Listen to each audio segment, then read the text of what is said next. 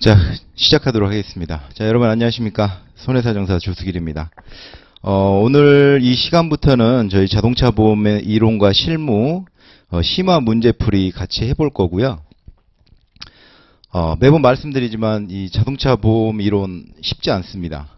쉽지 않고 뭔가 방향을 제대로 잡아야 돼요. 제대로 잡고 공부를 해야지 합격할 수 있습니다. 자, 그러면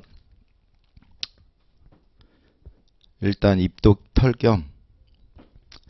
자, 여러분 많이 피곤하시죠? 공부하시는데 많이 피곤하실 거예요. 근데 자동차 보험 이론은 약간은 피곤한 상태에서 준비하시는 게 오히려 도움이 될 수도 있습니다. 왜 그러냐면, 자, 시간표 보시잖아요. 자, 1교시가 10시에 시작해서 90분간 의학이론 보고, 그 다음에 2교시에 책임근제 보험 이론과 실무, 그 다음에 중간에 이제 점심 먹고요. 3교시 이제 삼보험 이론 실무 시작합니다. 그리고 4교시 우리 자동차 보험 이론과 실무 맨 마지막 시간이에요. 엄청 피곤할 때예요. 엄청 피곤하고 그리고 약간 이 점심 먹고 식곤증도 좀 올 때쯤 시험을 봅니다. 그래서 아주 피곤한 상태로 시험을 보게 됩니다. 또 이때 되면 손목도 어마어마하게 아프고요. 또 그 딱딱한 의자에 앉아서 이렇게 몇 시간이에요? 시간으로 따지면 360분이에요. 360분. 360분을 이 한 자리에 앉아서 시험을 보면 엉덩이도 엄청 아파요. 그래서 이제 여러분들 시험 보기 전에 제가 말씀드리겠지만 시험 볼 때 요새 보니까 그 젤리 방석이 있더라고요. 그런 거 하나씩 이렇게 챙겨 가셔서 이렇게 시험 보기 전에 이렇게 자기 자리에다가 깔아놓고 보셔도 좋고요. 그리고 이제 손목 많이 아프신 분들은 붕대라든가 파스 이렇게 가져가셔서 이렇게 좀 조치를 하시면서 이렇게 시험에 응하시는 게 좋습니다. 보시면 아시겠지만 이 4교시 자동차 보험 이론과 실무가 엄청 피곤한 상태에서 시험을 보게 되고요. 그리고 보면 1교시에서 약간 정답을 못 쓰신 분들은 점점 이제 퇴실을 합니다. 1교시 시험 보고 퇴실을 하고 2교시 보고 퇴실을 하고 이 점심 이후에 가장 많이 퇴실을 하세요. 이제 점심 먹다가 누구누라 이제 끼리끼리 모여서 이야기를 하다 보면 야, 이 문제 뭐였냐 저번 문제 뭐였냐 보면 나는 이제 좀 틀린 것 같고 이런 분들은 퇴실합니다. 그러면 이제 3교시 4교시에 남아있으신 분들은 반에 이 반 전체로 보면 몇 분 안 돼요. 근데 제가 항상 뭐라고 그러죠? 끝까지 포기하면 안 된다. 나머지 10% 안에 들어있자. 여기에 계시는 분들은 10% 안에 들어가 계신 분들이에요. 나머지 분들은 90%입니다. 90%. 그래서 우리가 이제 공부하면서도 많이 힘들고 지치지만 자동차 보험 이론과 실무는 힘들고 지친 상태에서 공부를 하는 게 실습에서도 도움이 될 거다라는 이제 조언을 좀 해드리고요. 자, 손해사정사 2차 시험 공부 방법에 대해서 그냥 간단하게 조언 드리겠습니다. 조언. 물론 이제 각자 나름의 이제 준비를 하시겠지만 이렇게 이제 수험생들한테 강의하다 보니까 이런 방법들이 좀 좋더라라는 거를 좀 추려와 봤고요. 첫 번째로 일단 기본서 10회독은 기본입니다. 기본. 지금은 10회독 기본 끝나셨어야 돼요. 며칠 남았어요? D-Day 85일이에요. 오늘 날짜로. 이미 지금 10회독은 들어가고 다 완결하고 그 다음에 답안지에다가 자기만의 서브노트를 작성하는 시점에 들어와야 돼요. 만약에 이걸 아직 못했다라고 하면 기본서 5회독은 빨리 끝내십시오. 5회독은 기본적으로 5회독은 무조건 끝내고 서브노트 작성 들어가야 돼요. 이 답안지에다가 했어야 되는데 보시면 이렇게 2차 시험 답안 연습용 해가지고 이런 A3 용지 정도 될 거예요. A3 용지 이거는 이제 시험 답안 연습용이라서 앞뒤로 있는데 여기에다가 쭉 자기가 정리를 하는 거예요. 정리를 해서 다른 서브노트 만들 필요 없어요. 뭐 내가 또 뭐 빳빳한 연습용 뭐 연습장을 새로 사가지고 뭐 이렇게 써야 되겠다 뭐 전혀 필요 없고요. 이런 답안지에다가 서브노트 작성하십시오. 그러면 나중에 시험 볼 때도 왠지 모르게 내 눈에 익었다라는 그런 내용이 좀 머릿속에 툭 튀어나올 때가 있어요. 꼭 답안지는, 서브노트는 이 답안지에다가 좀 작성을 해보시기를 권해드리고요. 그리고 이제 서브노트 정리를 계속적으로 해야 돼요. 여기 한번 썼다. 그래서 이 서브노트로 끝나냐? 그게 아니고 이거를 계속 발전을 시키는 겁니다. 이걸 다 완전히 썼어. 그러면 또 다른 페이지 또 써보는 거예요. 그래서 완전히 나만의 답안지를 만드는 거예요. 눈에 익을 때까지. 그리고 여러 번 답안지 작성을 해봐야 됩니다. 우리가 뭐 운동선수들도 뭐 달리기를 한다라고 하면 매번 달리잖아요. 그 사람들이 달릴 줄 몰라서 이렇게 매번 달리겠어요? 이 근육이 이 달리기에 뭐라 그럴까 완전히 적응되고 그 근육을 충분히 100% 발휘하기 위해서 매번 연습을 하는 거잖아요. 저희도 마찬가지예요. 저희도 손에 근육이 붙을 때까지 해야 돼요. 막 보시면 시험장에 가서 보시면 아주 좀 연세 있으신 분들은 손에 막 붕대 감고요. 파스 붙이고 오시고 그분들은 어마무지하게 써보셨다는 거예요. 많이 써봐야지 이 시험장에서도 시간이 부족하지 않습니다.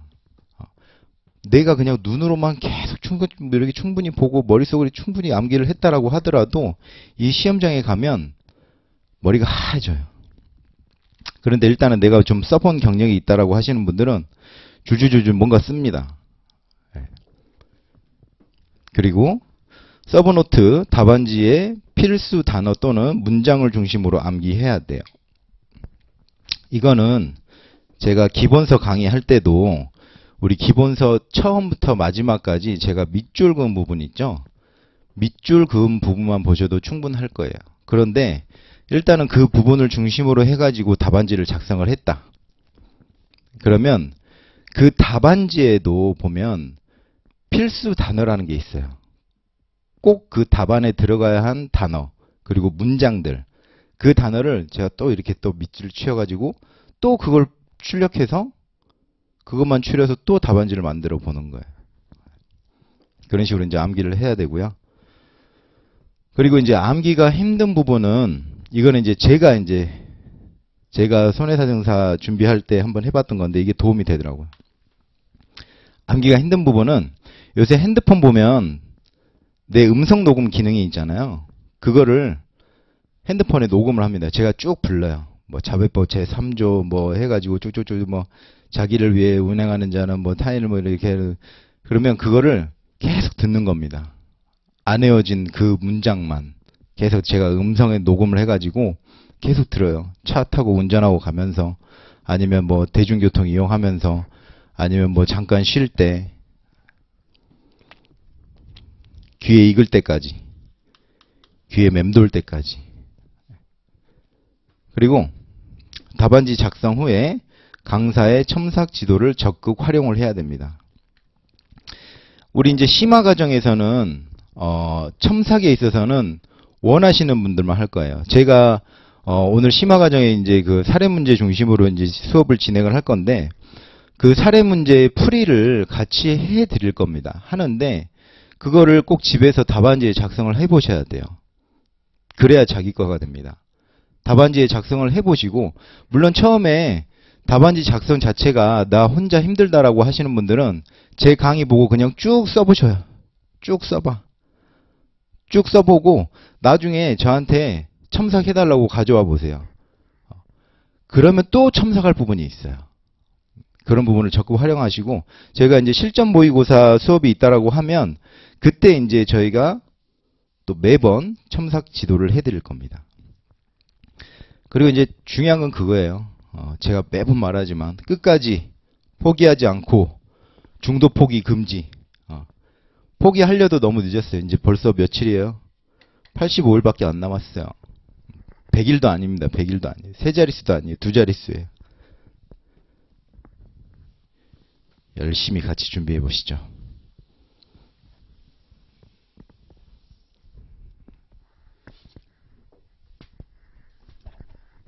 자, 답안지 작성 요령 한번 말씀을 드릴게요.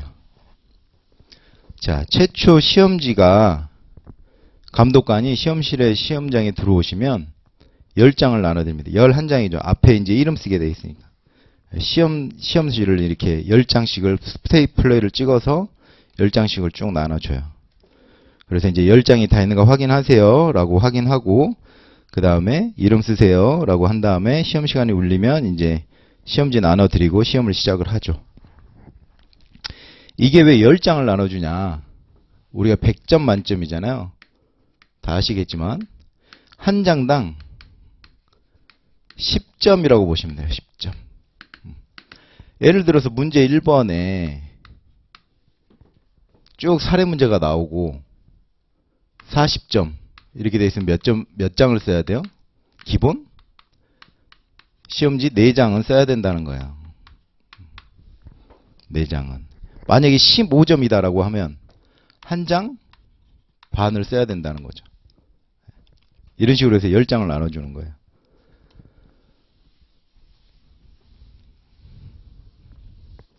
그러면 우리는 뭐예요? 예를 들어서 분배 점수가 20점짜리다라고 몇 장을 써야 돼요? 2장은 써야 돼요. 기본적으로. 자, 볼펜은 한 가지 색으로만 쓰는 겁니다. 어떤 분들은 보면 검정색으로 막 이렇게 답안을 작성을 하시다가 이제 제가 이제 뭐 필수 단어, 꼭 들어가야 단어, 그리고 뭐 필수 문장들 꼭 암기하시라 그러니까 그것만 일부러 이제 감독관 시험 채점자들이 잘 볼 수 있도록 딱 강조한다고 파란색으로 해서 다 이렇게 쓰신 분들이 있어요. 감점이에요, 감점. 한 볼펜으로 쓰는 겁니다. 만약에 검정색으로 썼다라고 하면 모든 시험지는 답안지는 검정색으로 쓰는 거고 파란색으로 시작을 했다라고 하면 모든 답안지는 파란색으로 마무리하는 거예요. 절대 강조하는 거 아닙니다. 강조하는 거 없어요. 그리고 이제 장을 애매하게 넘어가는 경우가 있어요. 예를 들어서 이제 쭉 쓰다가 맨 마지막에 한 두 칸 띄고 그 다음 단락이 시작돼야 될 것 같은데 애매할 때 있어요. 그럼 맨 밑에다가 뭐라고 쓰는 거냐면 이렇게 밑에다가 쓰고 뒷장에 계속 라고 해서 문구를 적어도 됐습니다. 적어도 OK입니다. 그렇지 않으면 이 채점관들이 보고 아, 이 답안이 여기에서 끝났구나라고 오해를 할 수도 있어요. 우리 뒷장이 또 있는데. 그러니까 뒷장에 계속 맨 밑에다가 뒷장에 계속라는 문구를 넣어줘도 좋습니다. 그리고 다음으로 이제 문제의 답안 작성 순서는 가능하면 지킬 것인데 예를 들어 뭐냐면 문제 1번이다라고 해서 배점 30점짜리다라고 하면 3장을 쓰고 넘어갔어요. 근데 문제 2번을 풀려고 하다 보니까 이게 목차도 잘 못 잡겠고 가늠이 안 돼. 그러면 이 3장 다음에 바로 문제 3번을 쓸 게 아니고 문제 2번을 남겨놓습니다. 예를 들어 문제 2번이 20점짜리다라고 하면 문제 2번 쓰고 20점이니까 2장 남겨놓고 2장 뒤로 넘기고 그 다음에 문제 3 해가지고 답안을 작성을 하라는 거예요. 넘겨놓고. 왜냐? 문제 2번을 계속 접고 있을 수 없잖아요. 시간이 가는데. 네. 그런 말이고요. 문제를 적어놓고 스킵하라는 말이고요. 그리고 이제 답안 작성 중에 답안지가 부족하면 감독관에게 답안지 더 주세요라고 하면 드립니다. 그리고 이제 답안지 추가 요청을 해가지고 답안지를 썼어. 그러면 어떻게 해야 돼요? 따로 분리되지 않도록 스테이플러를 달라고 요청을 하셔야죠. 물론 이제 센스 있으신 이제 우리 그 시험 감독관님들은 바로바로 주실 거예요. 바로 이렇게 찝으라고. 만약에 주지 않는다라고 하면 스테이플러 요청하셔야 돼요. 그리고 이제 모른다고 쉽게 포기 말고 부분 점수를 노릴 것 이렇게 써놨어요. 예를 들어 30점짜리 우리 문제 2번 넘어갔잖아요. 문제 2번 몰라서 넘어갔어요. 이게 20점짜리인데. 그래서 이제 문제 뭐 6번까지 다 풀고 문제 2번을 다시 보려고 그랬더니 모르겠다. 틀리자. 하나도 안 쓰면 빵점이에요. 빵점. 근데 무언가 쭉쭉쭉 쓰다 보면 뭔가 하나 또 걸리는 게 있어요. 그 와중에 우리는 또 공부를 했으니까 안 한 사람들 아예 모르는 사람들이 아니잖아. 그러면 이 필수 단어 들어간 것만 보고도 부분 점수를 받습니다. 20점 다 놓칠 거 여기서 어느 정도 그냥 내가 들은 썰이라든가 한번 이것저것 다 따집게 해가지고 한번 써보자라고 해서 썼을 때 부분 점수 10점이라도 받으면 이게 어디예요? 어마어마하게 큰 점수예요. 그러니까 모른다고 뭐 10점짜리도 똑같아요. 뭐라도 쓰세요. 나 이거 모르는 문제인데 스킵, 틀려. 절대 그러시면 안 됩니다. 부분 점수 노리셔야 돼요. 무조건 아무거나 쓰는 거야. 아무거나 쓰라 그래서 막 애국가 같은 거 쓰시면 안 되고요. 자, 답안을 그림으로 표현 후 기술 내용이 없으면 꽝이라는 거예요. 이제 이따가 사례 문제에 대해서 말씀을 드릴 텐데,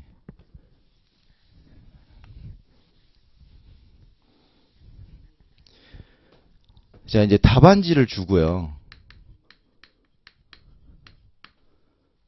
그리고 문제지를 주죠. 시험 감독관이.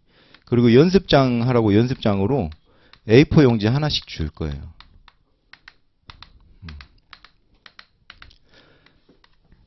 자, 이따가 이제 뭐 사례 문제 풀면 이렇게 이제 도식화합니다. 뭐 보험회사, 보유자, 임대인, 운전자, 피해자. 자, 이런 식으로 해서 자, 이거 뭔지 많이 보실 거예요, 앞으로도. 자, 이제 이런 식으로 도식화를 해서 운행자 책임이 있느냐, 뭐 타인성이 인정되느냐, 뭐 자회법 제3조에 뭐 어떤 적용이 되느냐 이런 식으로 해 놓는데 어떤 분들은 이렇게 딱 시험지에다가 이렇게 딱 도식화를 해가지고 여기에 또 이렇게 뭐 아무런 설명 없이 이렇게 동그라미 치고 막 이렇게 치고. 자, 이제 공부한 사람들은 알죠. 야, 이게 뭐 이렇게 봤는데 피보험자 개별 적용을 하다 보니까 이 사람에 대해서는 면책이고 이 사람에 대해서는 부채인가 보다. 이제 뭐 저희 공부하는 사람들은 아는데 채점관님들은 이렇게 끝내면 될까요, 안 될까요? 안 돼요, 안 돼요. 이거 다 기술을 해줘야죠. 예를 들어 이제 뭐 1번 해가지고 이 사례의 쟁점 하고 뭐 두 번째 법률상 뭐 보상 폐상 책임 뭐 세 번째 뭐 약관상 보상 책임 뭐 갑보험사 이런 식으로 쭉 목차를 잡아가지고 기술을 해줘야지 되는 거지. 이렇게 그림으로 도식화 해가지고 답안지로 제출하고 끝? 점수 못 받습니다. 점수 못 받아요. 이 그림은 어디다 그려야 되는 거냐면 이 연습장에다 그리는 거예요. 연습장. 연습장에다 내가 그려보고 이래 해서 목차를 잡고 정답을 쓰는데 참고적으로 보는 거지 이게 답안이 될 수는 없어요.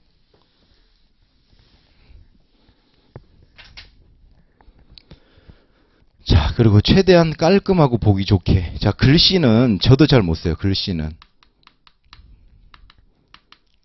우리 서술형이다 보니까 글씨에 대해서 많이들 스트레스 받아서 나 글씨도 잘 못 써서 글씨가 지저분해서 글씨가 너무 작아서 괜찮습니다. 상관없어요. 대신에 글씨는 못 쓰더라도 최대한 멀리서 봤을 때라도 깔끔하게 쓰셔야 돼요. 깔끔하게. 이 깔끔하게라는 말이 뭔 말이냐? 들여쓰기 방식으로 쓰라는 거예요. 들여쓰기 방식으로. 자, 예를 들어 방금처럼 자, 자, 사례의 뭐 쟁점 1 이런 식으로 한 칸 띄우고 써도 되고요. 한 칸 띄우고 뭐 어떤 뭐 운행자 책임에 대하여 책임 여부 네, 썼겠죠. 자, 여기 또 한 칸 띄우고 이 타인성 검토 여부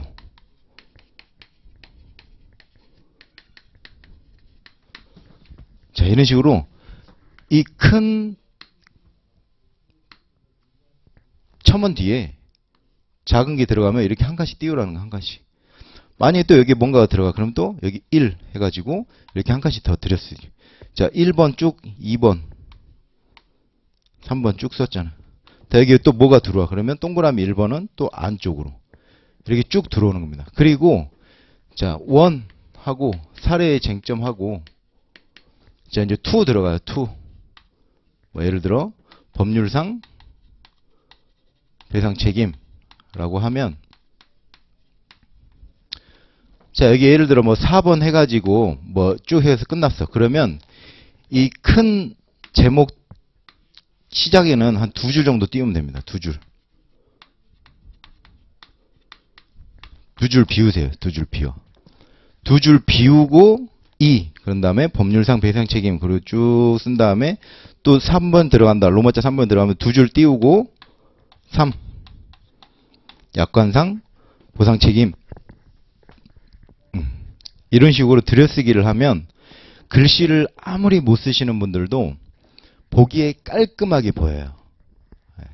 깔끔하게 보입니다. 그런데 글씨를 막 저처럼 막 이렇게 흘렸으면 안 되고, 그래도 알아는 보게 해줘야죠. 알아는 보게. 이런 식으로 들여쓰기를 하면서 답안을 작성해 주시기를 공고드려요. 자, 그리고 제일로 중요한 거죠. 약술 문제에 있어서는 목차를 잘 잡아야 됩니다. 시험 점수에 잘 맞춰서. 이게 아까 그 말이죠. 시험 점수는 뭐다? 장수. 예를 들어서 40점짜리면 뭐 40점짜리 약수는 없겠지만 4장을 채워야 돼. 4장. 그러면 최대한 큰 목차가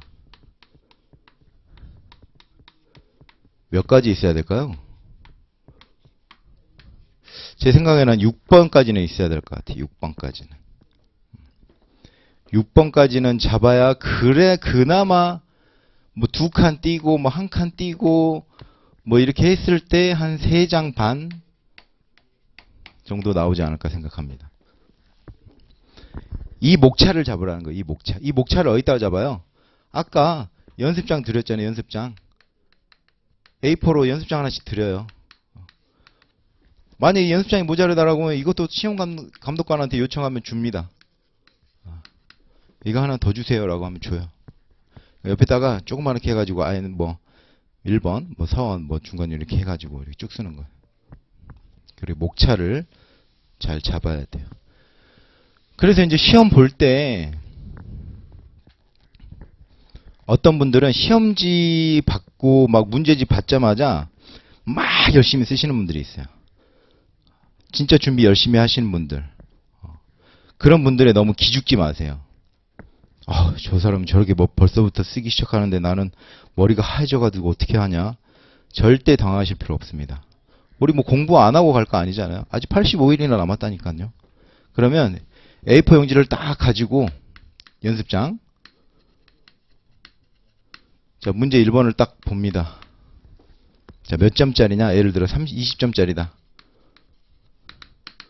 자, 목차를 몇 번부터 몇 번까지 잡을까? 생각해보는 거야. 써봐. 그리고 여기다가 쓰는 거예요. 큰 제목들을. 내가 공부해서 생각난 것들을 큰 목차로 써요. 그 다음에 이 중간중간에 어떤 내용들을 들어갈까? 연습장에다 써보는 거예요. 간단하게. 여기 머릿속에 있는 거를 끄집어내가지고 연습장에다가 정리를 하는 거예요. 정리를. 그 다음에 답안지를 작성해도 늦지 않습니다. 막 받자마자 막 열심히 쓰시는 분들 옆에서 막 이렇게 기웃기웃하고 있다가 안 되나 보다. 절대 포기, 금지. 그리고 예를 들어 네, 이제 이거는 이 약술 문제에 좀 해당되는 건데 제 머리가 너무 하얘져 버렸어. 갈피를 못 잡겠어. 그럼 제가 예전에 자동차 보험 이론 기본 설명할 때도 한번 말씀드렸는데 의치, 요법, 위입비, 효 순서를 적극 활용해라. 이거는 제가 이제 가끔 가다가 보험회사 후배들한테 강의를 할 때 이렇게 알려줍니다. 왜냐면 일하랴 공부하랴 시간이 안 돼요. 그러면 이제 약술 문제에 대해서 어떻게 푸냐, 뭐 이제 그게 제일로 이제 암기 과목이니까. 그러면 이것만이라도 외워가라. 의치, 요법, 위입비, 효. 의는 뭐예요? 의. 써볼까요? 의, 취, 요, 법, 위, 입, 비, 효. 자, 의는 의입니다. 취, 취지, 요, 요건, 법, 법적 근거, 위, 위반의 효과, 입, 입증 책임, 비, 비교, 효, 효과. 이거를 큰 제목으로 잡는 거예요. 바로.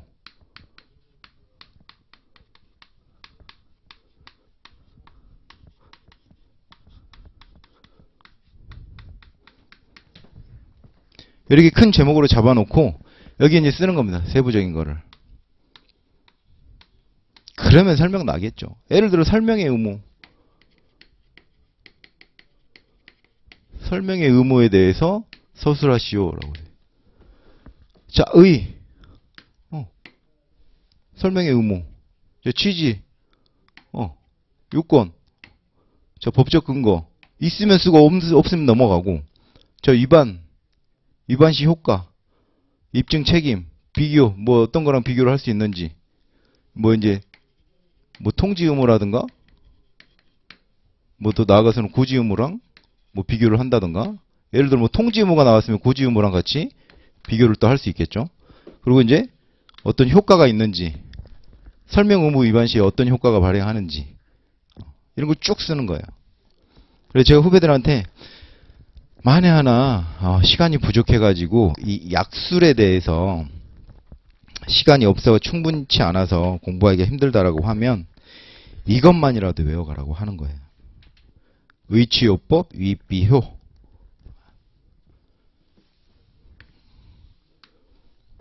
우리 수강생 여러분들도 충분히 활용하십시오. 머리가 하얘질 때가 있어요. 하얘질 때가.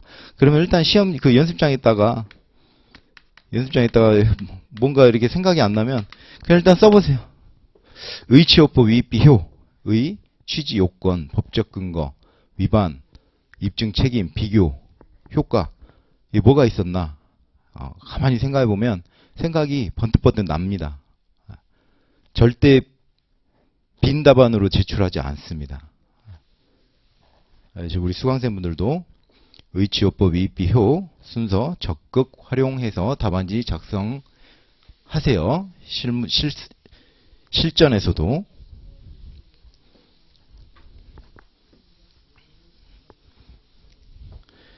그리고 여담인데 요새 뭐 저도 저희 아들한테 똑같이 이야기하지만 이 핸드폰 때문에 이 공부가 더 힘들어졌어. 그러니까 아까 뭐 핸드폰으로 뭐 내 목소리를 녹음해가지고 못 외운 것들 이렇게 같이 외우고 그러면 너무 좋거든요. 또 그런 식으로 활용을 하면. 근데 이제 잠깐 이 공부 열심히 했으니까 잠깐 너튜브라든지 뭐 인별그램이라든지 얼굴책이라든지 이런 거 잠깐 보고 해야 되겠다라고 잠깐 보잖아요. 그 잠깐이 2시간입니다. 1시간은 뭐 찰나고요. 2시간은 그냥 잠깐이에요. 그냥 날라가. 우리 85일만 참게요. 85일만 참고 85일이에요. 제가 100일도 아닙니다. 100일도 아니야. 85일이.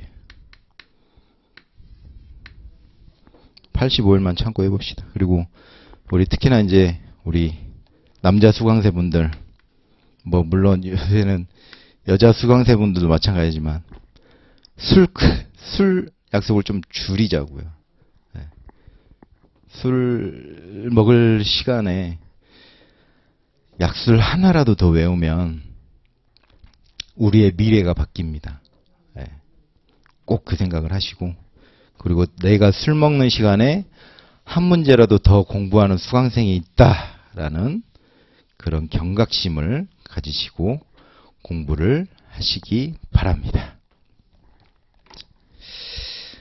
자, 뭐 요걸로 이제 뭐 시험 관련해서는 뭐 약간의 썰 그거는 이제 맞추고요. 바로 문제풀이 들어가 볼 거예요. 문제풀이 들어가는데 일단은 약술 문제 한번 볼 겁니다. 약술 문제. 자, 약술 문제 왜 강의를 하냐? 목차를 어떻게 잡는지 알려드리려고 하는 거예요. 약술에 있는 내용들이 있잖아요. 이따가 뭐 내용 답안 보시면 아시겠지만 전부 다 기본서에 있는 것들이에요. 기본서 10회독 하시고 답안지 작성하신 분들은, 해보셨던 분들은 충분히 나와야 됩니다. 근데 제가 이 답안을 이렇게 이제 같이 풀어볼 건데 이 답안이 또 모범 답안은 아니에요. 정답은 아닙니다. 모범 답안일 수는 있는데 또 정답은 아닐 수 있어요. 왜? 다른 목차로 또 쓴다라고 하면 목차를 따로 다시 다른 분야로 잡았다라고 하면 그게 또 모범 답안이 될 수 있어요. 그러니까 이런 거는 좀 참고로 봐주시고요. 그래서 약술에 대한 강의는 길게 안 해요. 할 수가 없습니다. 왜? 또 기본서 강의 하는 거예요. 그래서 약술은 잠깐 이제 저랑 같이 이런 식으로 목차를 잡으면 되는구나 라는 방식을 알려드리려고 강의를 하는 거니까요. 자, 첫 번째 문제 한번 같이 보시죠. 2020년도에 25점짜리 내용으로 나왔던 거예요. 25점. 그러면 몇 장 채워야 돼요? 25점이면 2장 하고 반을 채워야 돼요. 자, 저는 이렇게 잡아봤습니다. 문제 보면 자동차 사고의 손해배상 책임과 관련하여 자동차 오타네요. 손해배상보장법상의 책임과 민법상의 책임을 비교 설명하시오. 그랬어요. 저는 이렇게 2장 반을 쓰려고 하다 보니까 이런 식으로 잡았습니다. 자, 첫 번째 손해배상 책임 발생 요건이라는 목차를 잡아봤고요. 두 번째는 면책 요건. 세 번째 보상 책임, 배상 책임의 주체. 네 번째 손해배상 책임의 객체. 주체와 객체 이렇게 나눠봤고요. 그 다음에 다섯 번째로 운전자의 개념. 여섯 번째 책임의 성격. 일곱 번째 입증 책임. 여덟 번째 법 적용의 순서. 이런 식으로 목차를 잡아봤어요. 좀 전에도 말씀드렸지만 이 목차는 자기가 잡기 나름이에요. 나는 이런 식으로 잡으려고 하셔도 돼요. 네, 하셔도 됩니다.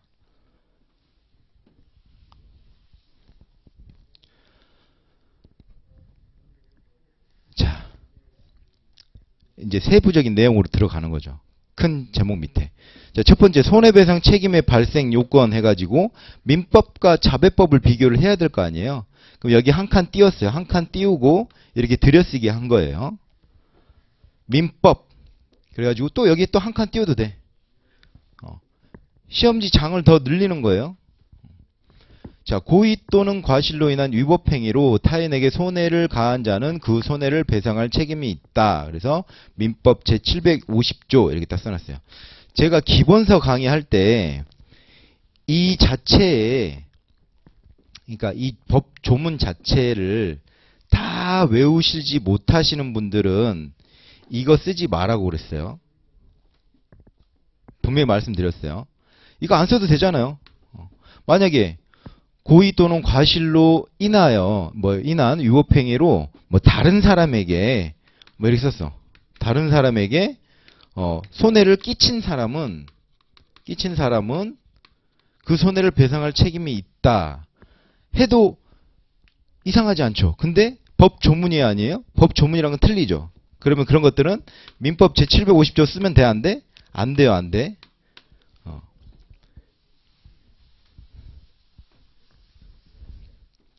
고의 또는 과실로 인한 위법행위로 타인에게 손해를 가한 자는 그 손해를 배상할 책임이 있다.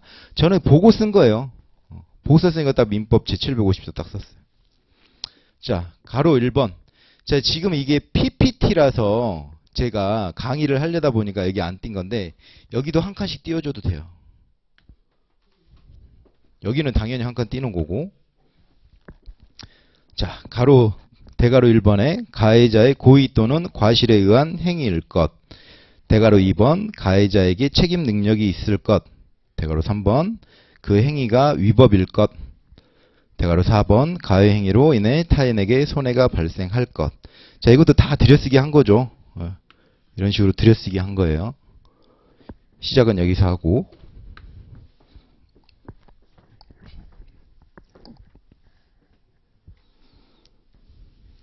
그러면 여기 갑자기 뭐가 생겼나요? 여기 기본서 페이지 55페이지부터 페이지 71페이지까지 내용 참고하시면 되는 거예요. 자, 1번 손해배상 책임 발생 요건 1번 민법 봤고요. 2번 이제 보는 거예요. 자동차 손해배상 보장법.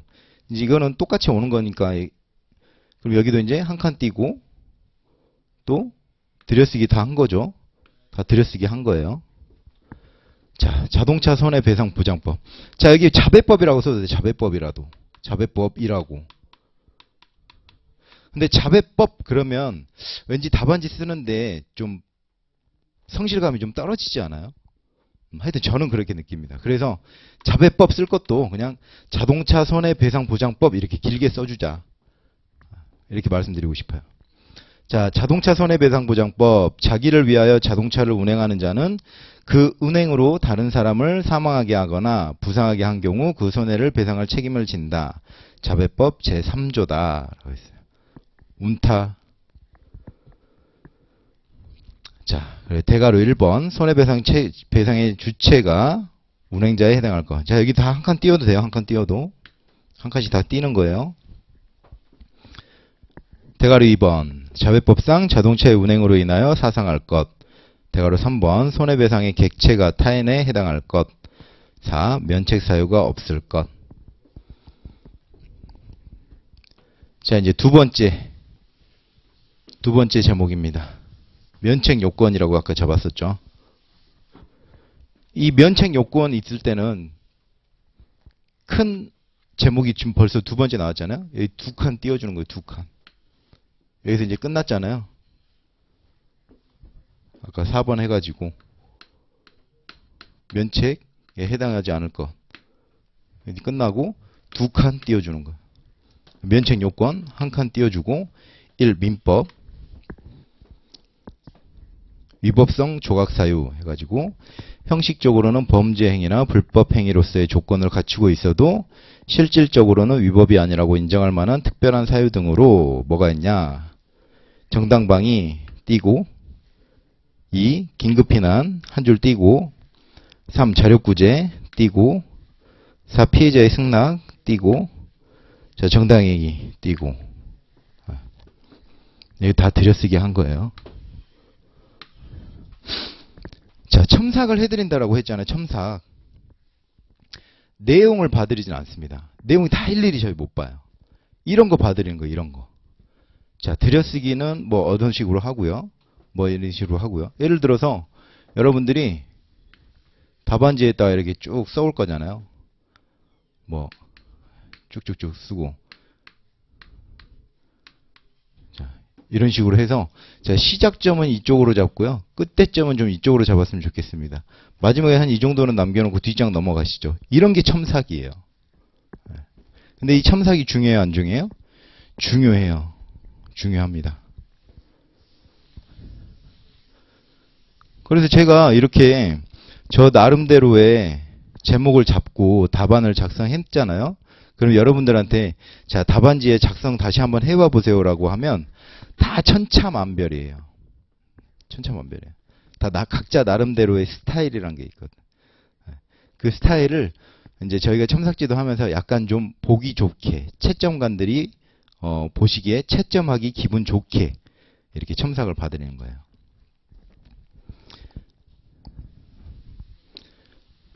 자, 면책 요건의 두 번째 내용. 두 번째 내용은 자동차 손해배상보장법.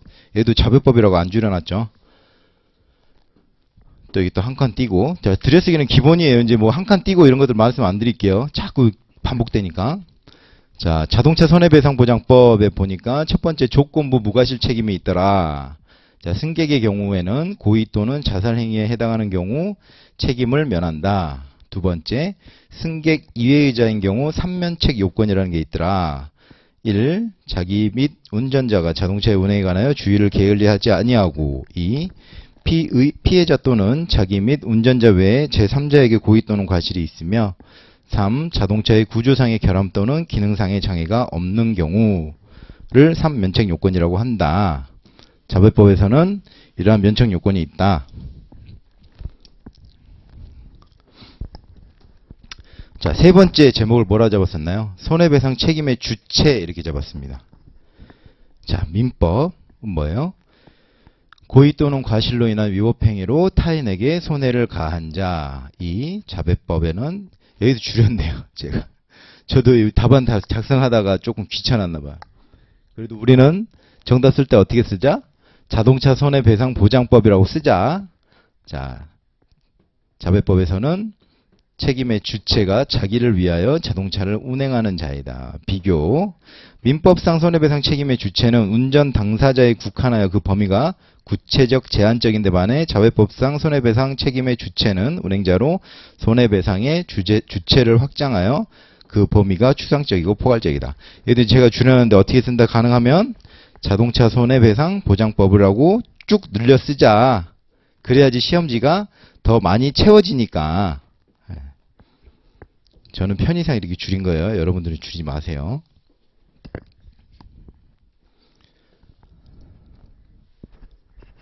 자, 네 번째 제목으로 손해배상 책임의 객체 이렇게 잡았습니다. 민법상 타인은 불법행위 당사자, 즉 운전 당사자를 제외한 모든 자이고, 자배법, 제가 줄인 거예요.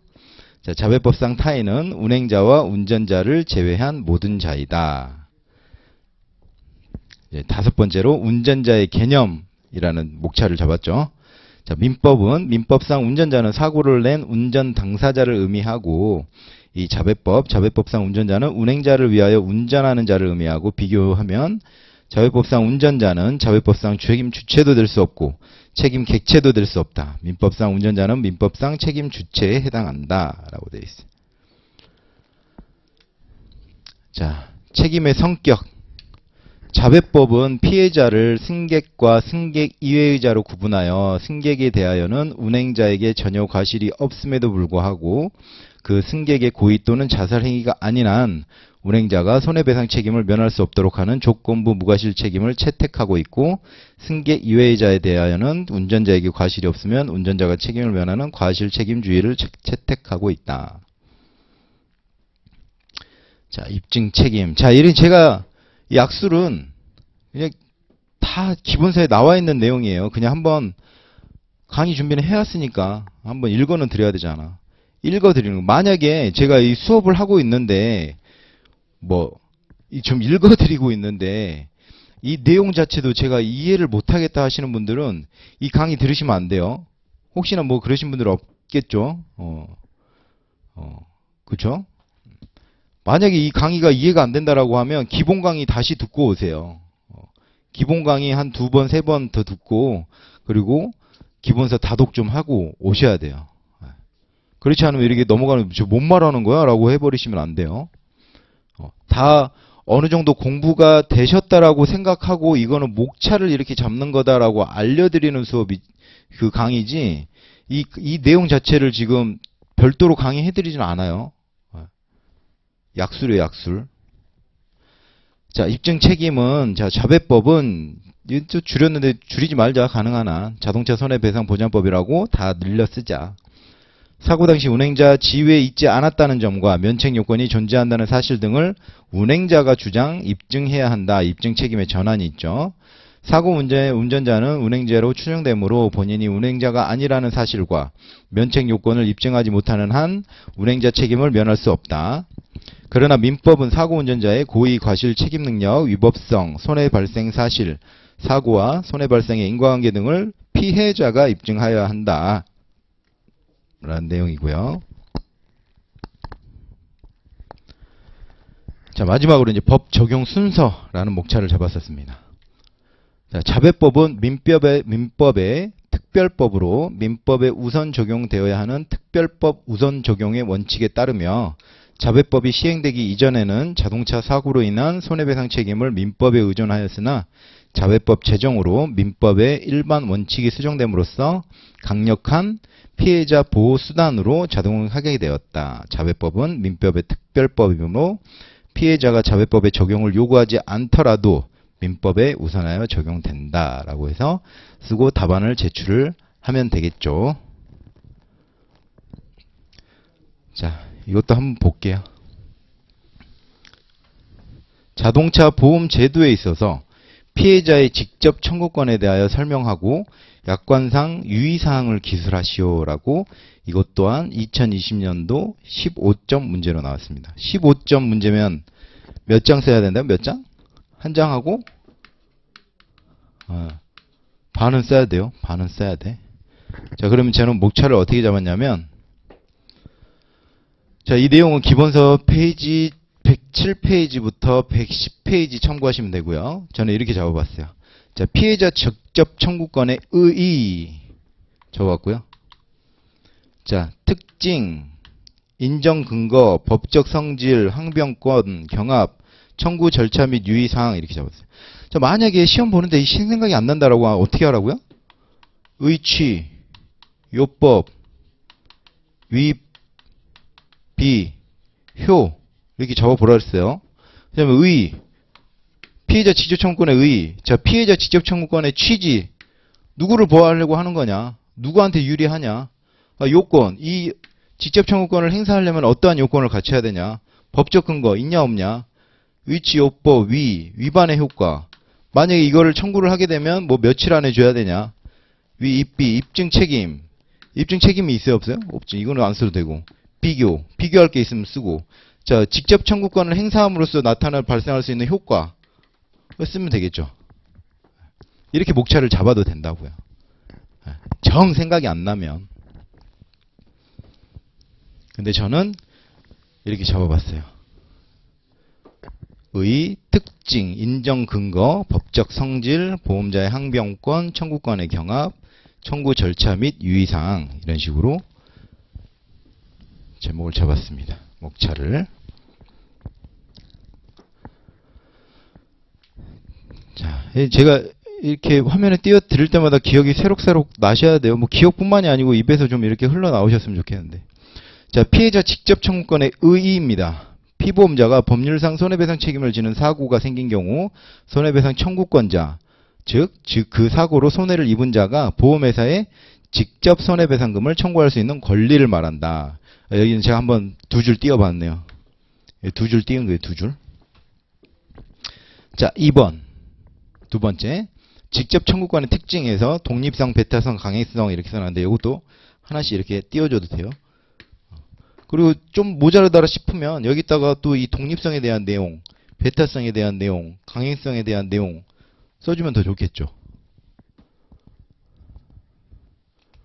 자, 세 번째 인정 근거. 가해자인 피보험자를 위한 계약임과 동시에 피해자를 위한 계약으로 보는 책임보험 본질설과 피보험자가 자신의 책임을 면하기 위해 피해자에게 보험금을 청구할 수 있는 권리의 이전으로 보는 계약 당사자 의사설이 있으나 통상 판례는 뭘로 봤어요? 법률로 규정되어 있으므로 그 효과로 인정한다는 법 규정 효과설의 입장을 취하고 있다. 생각나시죠?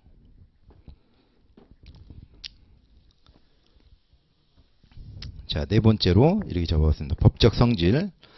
종래 학설은 손해배상 청구권설과 보험금 청구권설로 대립되어 있으나 판례는 보험사가 가해자인 피보험자의 손해배상 채무를 인수한 것으로 보는 손해배상 청구권설을 취하고 있다. 그리하여 피해자의 직접 청구권의 소멸시효 또한 사고 발생일로부터 3년의 기간으로 하고 있다. 마지막으로 다섯 번째, 보험자의 항변권. 첫 번째로 피보험자가 사고에 관하여 갖는 항변 사유 해서 여러 개 있죠.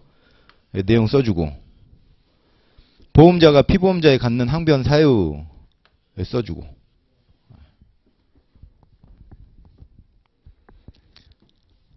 자, 여섯 번째로 청구권이 경합할 때는 어떻게 해야 되냐. 첫 번째, 보험회사는 손해배상 청구권자가 손해배상을 받기 전에는 보험금의 전부 또는 일부를 피보험자에게 지급하지 않으며 피보험자가 손해배상 청구권자에게 지급한 손해배상액을 초과하여 피보험자에게 지급하지 않는다. 두 번째, 피보험자의 보험금 청구가 손해배상 청구권자의 직접 청구와 경합할 때에는 보험회사가 손해배상 청구권자에게 우선하여 보험금을 지급한다. 세 번째, 차고 지급 시 손해배상 청구권자의 직접 청구에 따른 보험금을 지급하고, 일단 먼저 지급하고 피보험자를 상대로 부당이득 반환 청구권을 행사한다. 자, 7번째로 청구 절차 및 유의사항 이렇게 했어요. 자, 첫 번째로 피보험자에게 통지 및 피보험자의 협력 의무. 자, 자, 여기 다 내용이 있는 거예요. 내용 쓰고 또 한 칸 띄고, 자, 2번 청구 한도 또 내용 쓰고 한 칸 띄고, 직접 청구권의 직접 지급의 효과 또 내용 쓰고 한 칸 띄고, 지급 기일, 지급 지연과 이자, 정기급 지급까지 쓰면 답안지 작성이 완료되겠죠. 이렇게 쓰시는 거예요, 약술. 자, 한 문제 더 볼까요? 현행 자동차 보험 약관상 유상 운송 면책에 대하여 설명하시오. 이것도 2020년 15점짜리로 나왔네. 15점짜리는 몇 장? 한 장? 반 채워야 돼요. 자, 보면 왜 2020년 문제는 이렇게 뽑아오셨어요? 라고 이렇게 하실 수도 있는데, 문제가 거진 3, 4년 주기로 가거든요. 3, 4년. 그래서 작년에 나왔던 거는 잘 안 나오고요. 재작년 것도 잘 안 나오고. 그 것도 안 나오고. 그래서 2020년도 거부터 한번 봐봤어요. 유황지사 공부 이렇게 한번 볼 거, 나올 가능성이 있는 거 한 번 더 보자 이거죠. 자, 유상운송 면책에 대하여 설명하시오. 우리 기본서 89페이지에 있는 내용이고요. 자, 첫 번째 제가 제목을 또 어떻게 잡았냐. 첫 번째로 유상운송 면책 약관의 규정 이렇게 했고, 자, 두 번째 유상운송 면책 약관의 취지, 자, 세 번째 면책 요건, 네 번째 인과관계 여부, 다섯 번째 피보험자 개별 적용. 만약 이것도 생각이 안 난다라고 하면 의치요법 위입비효 이렇게 써보고, 자, 유상운송이란 무엇인가부터 하면 되잖아요. 영리를 목적으로 뭐 운영하는 것들, 반복적으로. 그리고 이렇게 쭉쭉쭉 쓰면 돼요. 취지, 효과, 의치요법 위입비효 이렇게 쭉 잡아보면 된다라는 거예요. 절대 머리가 하얘졌다고 당황하지 마세요. 아니면 일단 연습장을 받자마자 그냥 써놔 옆에다가 의치요법 위입비효. 그래가지고 만약에 생각 안 나고 뭐 이렇게 이렇게 제목 잡기가 힘들다라고 하는 거는 그냥 거기에 맞춰서 쓰셔도 오히려 더 정답에 가까울 수 있어요. 자, 이런 식으로 저는 이제 잡아봤고, 또 그 세부적인 내용들은 또 여러분께 숙제 아닌 숙제로 드리도록 하겠습니다. 자, 오늘 첫 시간은 여기서 마치고요. 잠깐 쉬었다가 또 진행하도록 하겠습니다.